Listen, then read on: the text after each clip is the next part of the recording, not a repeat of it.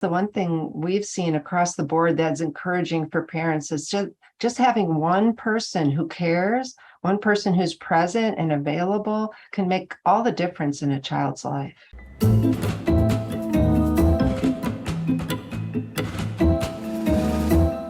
Elizabeth and Kat, thank you so much for joining us here on the Science of Psychotherapy podcast. It's great to meet you.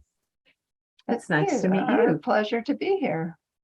Yes, and I'm seeing here, and I've kind of know you guys a little bit from some of the earlier IPNB work, so it's really great. Good to see you. Good to see you. So fabulous, and we're very excited about the new book coming out, and so we wanted to talk to you now. It is out, so everybody, you don't have to wait. Just go order it, and it'll come within 3 seconds to your door, and you can read it. But I guess we really just we've given you a little introduction, but do you want to just talk a little bit about the this co-work together? Because Matt and I wrote a book together, and we know it's an interesting experience. We're still friends. About that. We're still friends. But what brought you together, and a little bit about the book, and get us an introduction so that we can start discussing it a bit more deeply. Well, I mean, really, Elizabeth and I actually went to graduate school together. So we go way back. That was a long time ago. But then, we kind of went off on our own tracks of study. And then we reconnected 10 years ago, more or less. And at an Austin in Connection meeting where we were doing, both of us were on a panel discussion. And so we got excited about what each other was doing. And I felt like what she was doing really would work well because I work with parents and adults from an interpersonal neurobiology and attachment perspective. And she was working with parents and children. And she was bringing in some really amazing interventions about learning and discipline that I thought would be really useful for the parents I worked with. And so we started talking. I'll let you say some more if you want. Yeah, no, I feel like what we discovered was that each of us was bringing a different piece of the puzzle together, and that our puzzle pieces fit so well that it just became really motivating to kind of work them in. And so we started doing some talks. And then our talks led to people saying, "When's your book coming out?" And we were like, "Okay, I guess we'll write a book." And we better write one. Isn't that fabulous? It's really lovely. And I think that the things where the cogs fit, where there's a sort of a comfortable distribution of roles and personalities. Matt and I, we principally get on really well in the same sort of process, and it makes decision making a lot easier, I think. And there's a lot of decisions that go in when you're writing a book, chapter structures, formats, disagreements. How did you guys work through those structures in creating the formats? Did you, how did you do it? Was it interesting, or do we want to say that quickly and move on? Yeah. No, I think we did a lot of trying to walk the walk. Like the things that we wrote about are about relationship, and about how we need one another as humans, and children in particular, but even as adults, we need co-regulation, we need communication, we need clarity, we need safety and security. And so we tried really hard to walk the walk, I think, in our day-to-day and working relationship. And then there were times, we're both, you said it lovely the other day, that we're both strong-willed and outspoken women. And so occasionally when we would bump into each other, we would just have to really slow down and spend a lot of time talking. And basically we would table decision-making on behalf of talking it through. And normally I think our ultimate product was a whole lot better for having worked it through rather than bold-headedly pushing one idea or the other. Yeah, we had to, not be afraid of conflict, basically, or else you lose some material, right? So, and really, we wanted to bring some different worlds together and integrate them, because we're looking at neurobiology, we're looking at attachment, we're looking at emotional regulation and discipline and learning. And so sometimes these things didn't exactly smoothly fit, but we knew that in practice they worked. And so trying to put it into language was a challenge, but we worked on it for a long time. Yeah, so let's talk a little bit more about this. You've got these different areas of neurobiology and other areas of psychology you've melded together. Give us a little bit of a sense of how the reader is going to be experiencing those things integrated together, because it's a Yeah. unique mix, right? The neurobiology, we start with introducing it.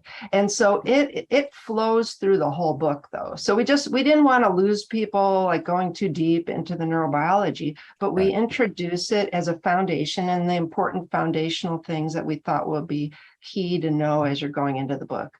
And then it goes into 3 separate parts, which are the ones we talked about: attachment, emotion regulation, and discipline and learning. And then under each of those, we'll bring up neurobiology through it, but we also break each of those into 4 parts. And this took us a while to get to. Yeah, we reorganized it 2/3 of the way through writing it. Yeah. Right. Yes. Yeah. And that breaking it down into digestible Yes. parts, it's very important, isn't it? As you're Yes. And delivering creating this. a flow that makes sense to the reader, that doesn't just make sense to my head that's been thinking about this for 10 years. Yes. Yes, because we're embracing Right. such a huge topic, and it's such a Mhm, complicated yes. topic, that how you put this together is so very important. Now, I mean, that's what Richard and I found when we were doing our Yes. book as well. So if we talk about, after this introduction on neurobiology, in the section on attachment, we talk about, like, what is our theory about attachment? What is neurobiology? How does that play into attachment? And then what does it look like when attachment's going well in a family? What does it look like when the family's running into trouble around attachment relationships? And then how, as a therapist, do you intervene? And then we stuck with that pattern for each segment. So again, emotion regulation, neurobiology, and theory. How does it look when it's going well in a family? When it's going poorly, how do you intervene? And then the same for discipline and learning. What does it look like when it's going well? What does it look like when it's off course? And how do therapists help? Yeah, now we want to look at that a little bit more in detail, but I just want to quickly look at the attachment, the framework of attachment, because I think, although I think fundamentally it stayed in a fairly reasonable, coherent message, but I think some of the language and the descriptions have varied a bit as we've learned some more and done some things. So just give us a little quick rundown of the nature of the way in which you describe the attachment framework, just as a bit of a teaser as to what they can get in the book. Mhm. Well, like Elizabeth was saying, we look at how and when we say parent, we're referring clearly to whoever the primary caregivers are. So we're not just talking about, a specific person, but whoever there's being raised by. So that parent-child relationship has a lot of power in that child's development, even at a neurobiological level, but also emotionally, and sets the parent up to have a relationship that can help with learning and discipline and emotion regulation down the road. So we really see that that's why we put that early on in the book, is because it forms the child early on and helps to form them over time. I think the other little thing that we tried to make sure to not overlook is the attachment relationship that's co-created between the parent and the child can really vary with a newborn child that's always been raised by this parent versus a child that's been adopted or moved into a family later in life or had a caregiver change. Also, it's influenced heavily by the attachment status of the parents, as anyone who reads about attachment knows.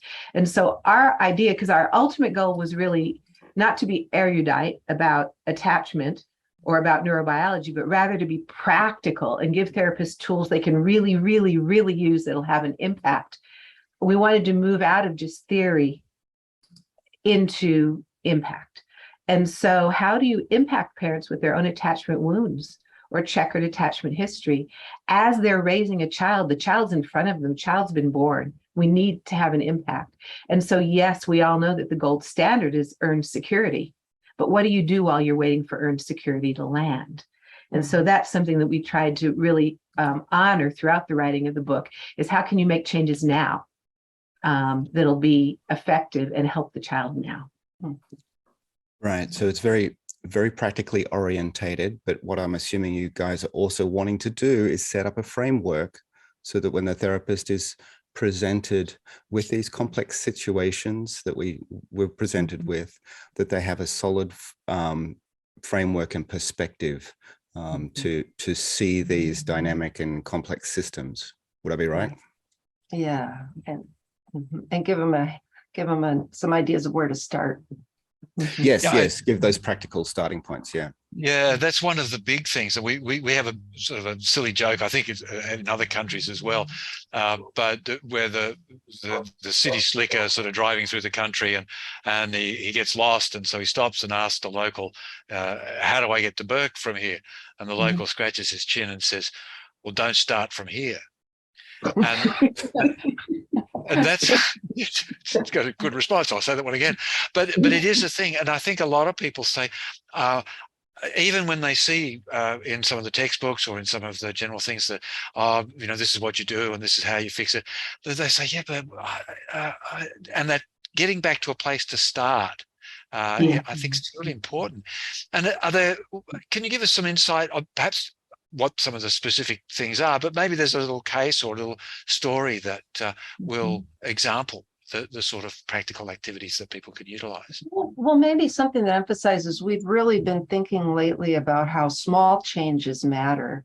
So, not to get hung up on just what's not going well, but to really move a parent in a direction that's more therapeutic for their child, and even in small steps.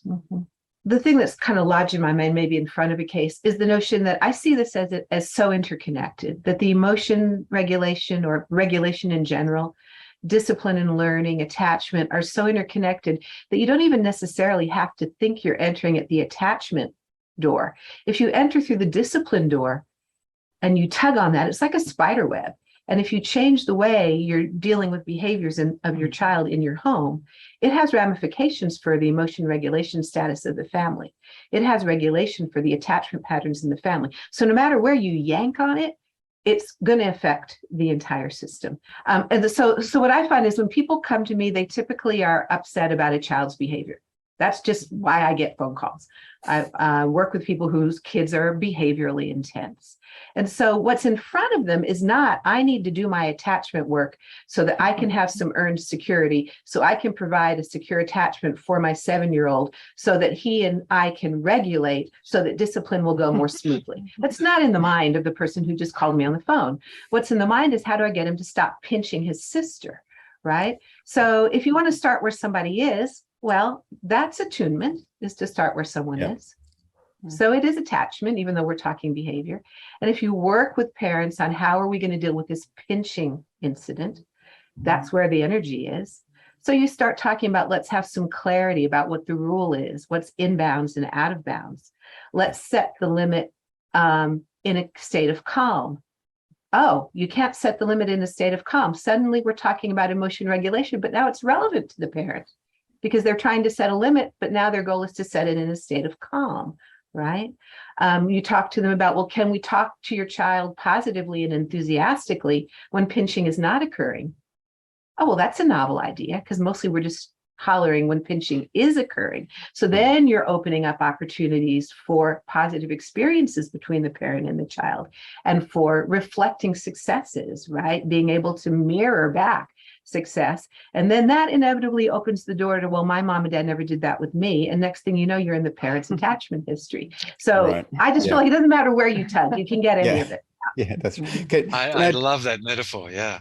Can I just ask, so when you're working with parents, how much do you touch on the theory with them? Do you approach the theory, try to give them some insight into what's really happening sort of, behind the curtain? Yeah, that's psychoeducation that is talked about. I think it's got a lot of reasonable stuff to it. But what have you guys found? One thing I like about using the neurobiology, even in attachment theory as well, is that especially neurobiology, how it's depathologizing. Yeah. Like we've all got these ranges of our sympathetic nervous system or our parasympathetic nervous system. And if we're in a certain state, if we're in fight or flight, we're limited on what we can do. And if a child's in fight or flight, they're limited on how they can connect with their parent. And so I like it because parents can work on regulating themselves with a clear understanding of that process and that it's not immediate. And I think it instills patience if people can understand that, and also less shame.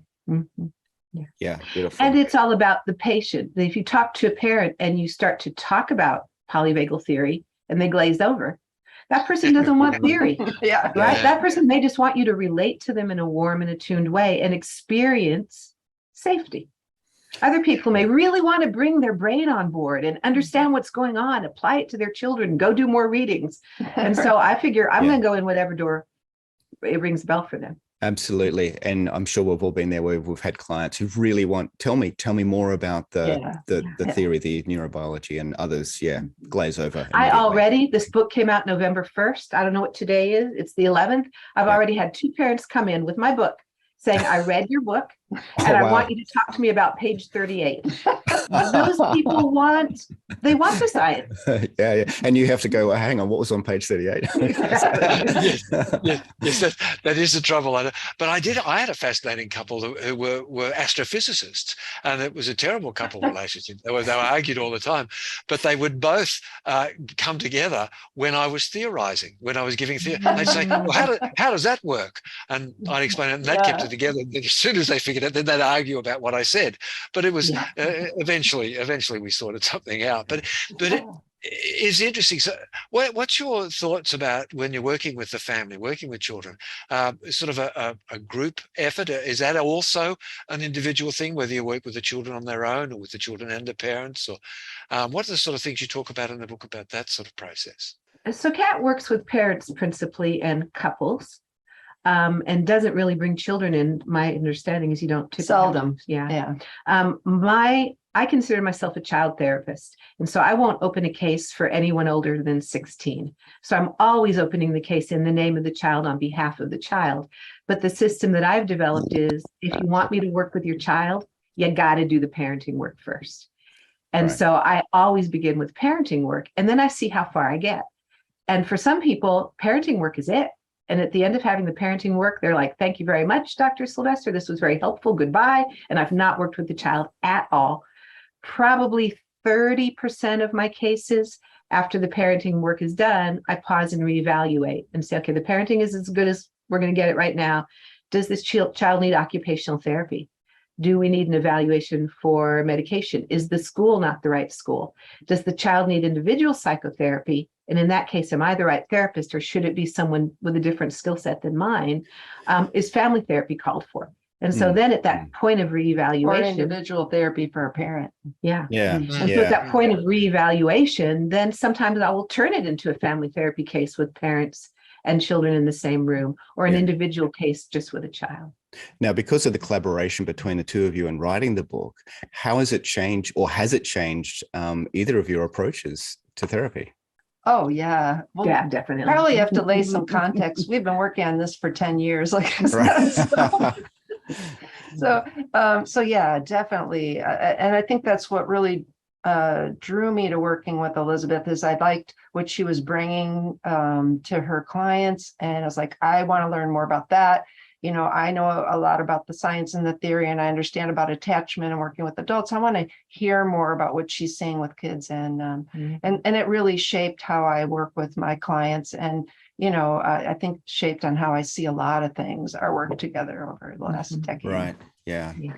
I think a lot of things I used to do intuitively, I now know what they're called, thanks to her having taught me some theory that I didn't know, or some neurobiology that I didn't know. I'm loving hearing about all these, the ways and approaches, the flexibility. But maybe, we're talking about practicality. Are there actually a couple of little nuggets, a couple of little action things that you can give to us that share with the people that you've got in the book? One of the things that we put together during our work was we called it the 7 essential attachment needs. And so with our work, I mean, we're both parents and we're therapists, and we read a lot. So we were digging through all these things, and it's like making a stew. We kept boiling it down. And so we came up with these 7 essential attachment needs, and that we felt, kind of covered the ground. And so something therapists can use to check in with how things are being covered. Like Elizabeth said, that clients can bring them up and ask about them as well. So we have the first one is safety and security. The second one is soothing or nurturing. The third one is attunement, that being seen. The fourth one is being reliable and consistent, being consistently available. Support and encouragement is the next one. And then for number 6, our favorite, novelty, play, and fun. And then number 7, to contain the novelty and play, boundaries and structure. Right. You want to add anything to that? Yeah, well, just while you're thinking that, Elizabeth, because it was fascinating. My wife, who worked a lot, we're now later marriage, but she worked a lot with scouts and young people. She said it was extraordinary that if you set boundaries and perimeters with these boys, so she's there with 14, crazy, 12-year-old boys. If you set the boundaries and said, you can play any way you like within those boundaries, she said, more often than not, that they were totally happy to do so. And so hearing those two in there as your 6 and 7 are really, they just resonate. I think, wow, I'll go tell Susie, yeah, you were on the ball. Yeah, she was spot on. Right? Yeah. Children need to know what's in bounds and what's out of bounds. And when we talk about that, we haven't broken these sections down into, what it looks like when it's going right, what it looks like when it's going wrong, how to intervene. One of the big things that we look at is there clarity? Do children have clarity about what's in bounds and out of bounds? And clarity is not just posting a list of rules and saying, no hitting, you may not bite other people. We have to use gentle touches. Like, you can put that list up. That doesn't really create clarity. Yeah. Clarity is only created when you hold the boundary.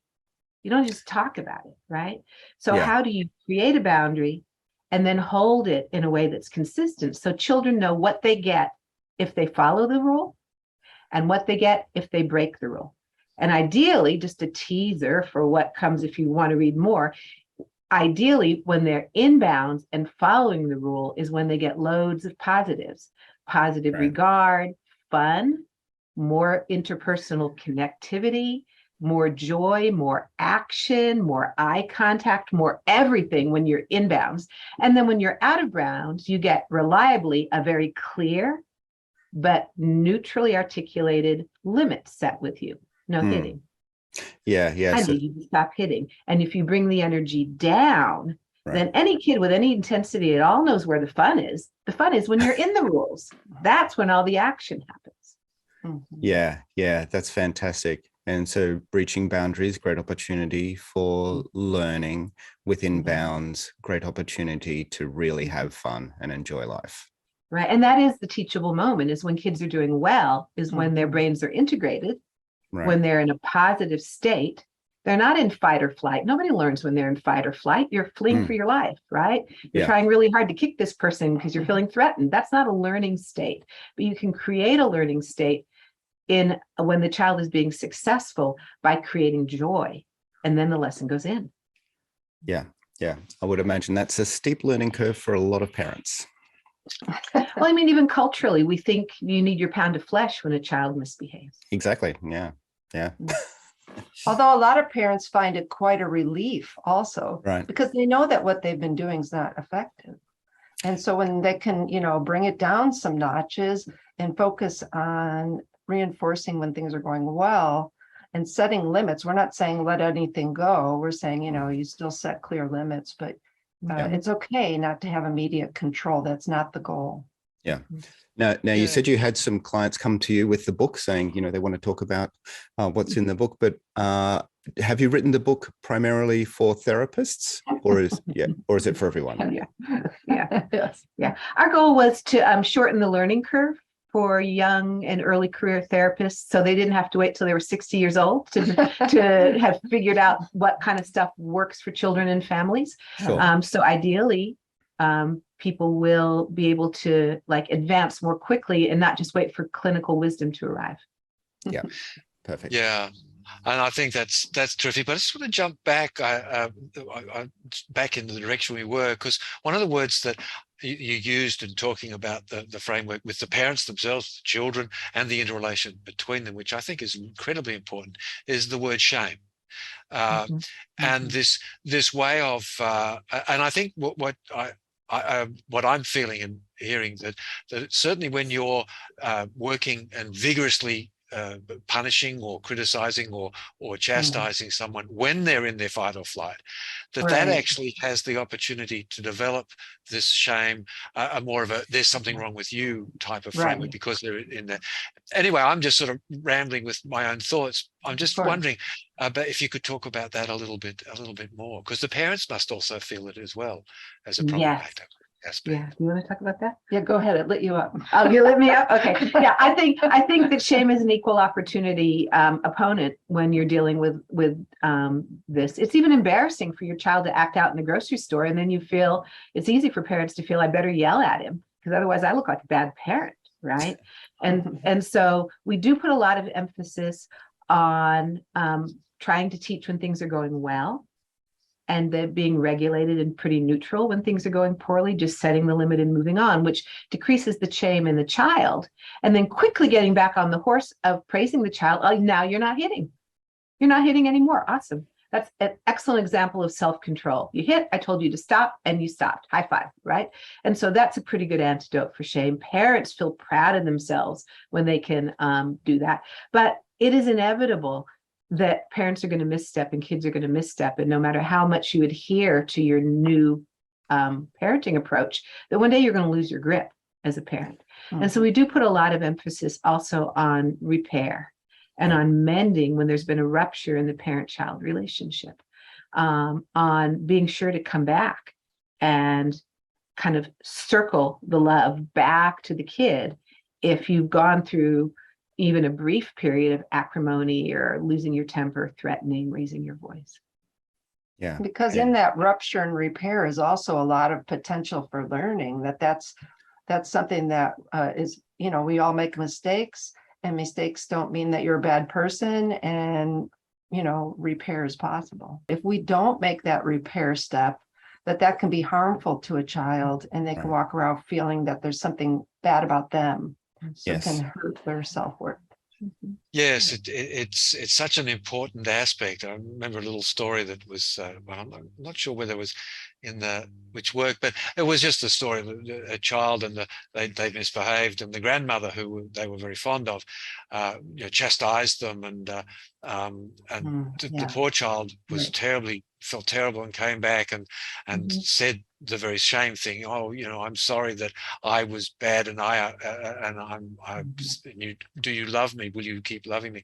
And the grandmother was right on the ball. She said, oh no, it's nothing about you. I love you. What you did was a problem, and I hope you don't do that, and I'll help you not do that anymore. But so distinguishing between those errors of self and just the errors of action is something that we don't spend enough time. So I'm really looking forward to looking at the way you more deeply, the way you address this. It sounds really fascinating, and I think much needed, because it's a sort of a subtlety, but even though for us who are used to it, it sounds like an obvious thing, but I think for the average parent, it's a bit of a subtlety. Right. Yeah. But how can children own their humanity? That all of us are flawed, and all of us are also wonderful. So can we be flawed in the context of also being amazing? Yeah, absolutely. Well, thank you for joining us here and talking about the book. Is there, as we sort of wrap up, is there some final words that you would like to leave with our listeners?